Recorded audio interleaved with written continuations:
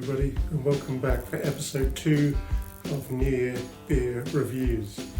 Today we've got quite a doozy. We've got an international offering, one that is available worldwide, but we'll get to that in just a second. Firstly, let's address something that I missed in episode 1. So what is a near beer? Well, near beer is an umbrella term, a relatively new one, that implies alcohol-free, or if you prefer, non-alcoholic beer. Now, I do also have a rating system for these videos. We've got 3 categories: presentability, which is how the product looks, both in the can and poured. There's also price, and then there is also taste. So price would cover the value that you're getting for what you paid for the product, and taste is of course flavour. And we have 3 ratings for each of these. We have the negative, which is called the dud rating. We also have the middle of the road needs improvement rating, which is hopeful. Get it? See what I did there?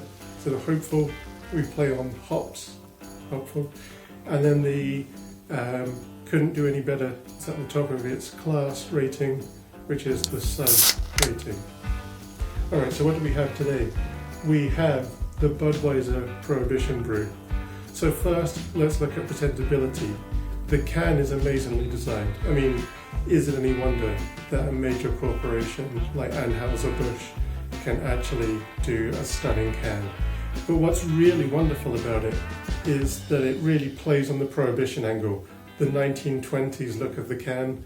It's black and white, first of all, but it also has the cursive that's reminiscent of 1920s graphic design in newspaper advertising, which is a really nice touch. I'm somebody who's really enamored with the history of Prohibition and the history of Canadian gangsters such as Rocco Perry and Emilio Pecorello. So seeing this kind of design on a can that really plays up the Prohibition mafia angle, that was really quite a nice touch. I was really impressed with that. But it also pours really nice too, and if you look at it, it's almost like a perfect golden amber beer colour. It's almost straight out of a movie. It's actually really nice. So for me, for presentability, it can do no wrong. It gets a full suds rating in presentability. So what about price? Now, bearing in mind I'm in Canada, and it's going to vary for you wherever you are. But for me, in Canada, it averages around about $19 for a 12-pack. They are a personal cola sized can, so I think the price could be better, but it's fairly standard for what we get today in the world. I'm going to say actually a hopeful for this category for a price. That is because I feel there is room for improvement there, but I feel there's room for improvement industry-wide. Now, taste.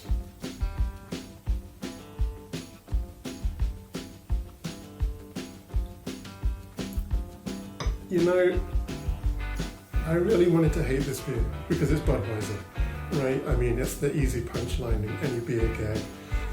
But to be honest with you, it is actually a wonderful beer. It doesn't taste like the actual alcoholized Budweiser.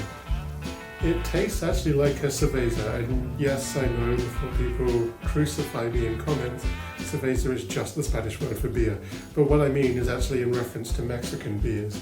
It tastes like a blonde Mexican beer.